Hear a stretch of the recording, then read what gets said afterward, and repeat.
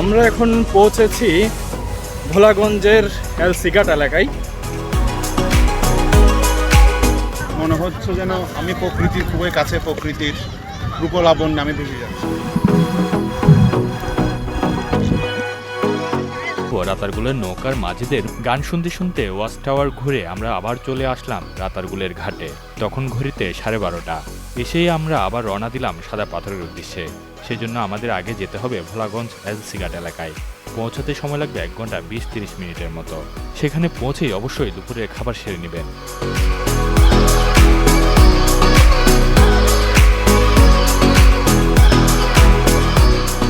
ভোলাগঞ্জ সিলেট জেলার সীমান্তবর্তী উপজেলা কোম্পানীগঞ্জে অবস্থিত। ভোলাগঞ্জের আরেক পাশে ভারতের মেঘালয় রাজ্যের উঁচু উঁচু পাহাড়, যা দেখে আপনি চোখ ফেরাতে পারবেন না।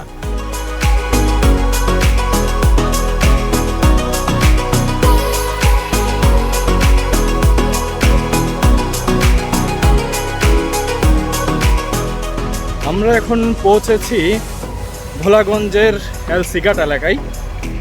এই জায়গা থেকে আমরা এখন নৌকায় উঠব। নৌকা নিয়ে সাদা পাথর যাব। একটা নৌকায় উঠতে পারে 10 জন করে, এবং নৌকায় ভাড়া নেবে আপনার 800 টাকা করে।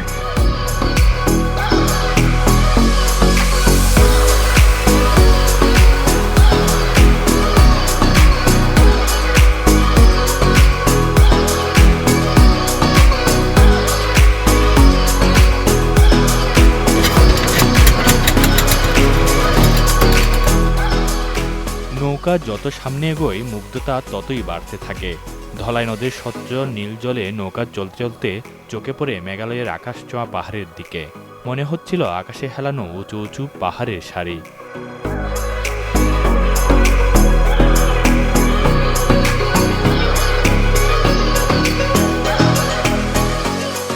ভারতের মেঘালয় রাজ্যের উঁচু পাহাড় থেকে নেমে আসা ঝর্ণার পানির প্রবাহ ধলাই নদীর উৎস। সবুজ পাহাড়, মেঘের হাতছানি আর বর্ষার পাহাড়ি ঢলের সাথে নেমে আসা সাদা পাথর ধলাই নদের বুকে মিলেমিশে সৌন্দর্য বাড়ি দিয়েছে বহুগুণ।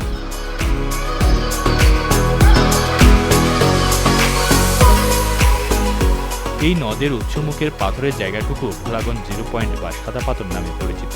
অনেকের মতে সাদা পাথর বিছানাকান্দির চেয়েও সুন্দর। মনে হচ্ছে যেন আমি প্রকৃতির খুবই কাছে, প্রকৃতির রূপলাবণ্যে আমি ভেসে যাচ্ছি। ধলাই নদীর উপরের অনেক ছবি তো দেখা হলো, এবার দেখব ধলাই নদীর ভিতরের দৃশ্য।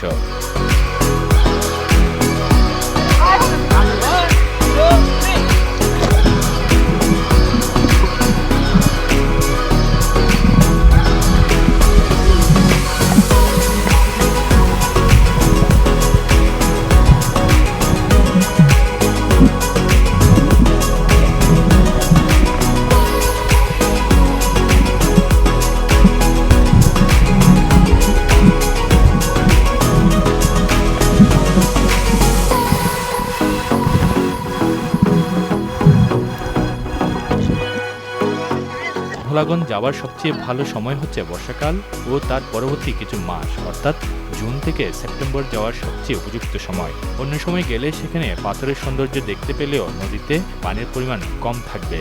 আর শীতকালে সাদা পাথর এলাকায় নৌকা চলাচল করার মতো পানি থাকে না, তখন পায়ে হেঁটে ঘুরে দেখতে হবে।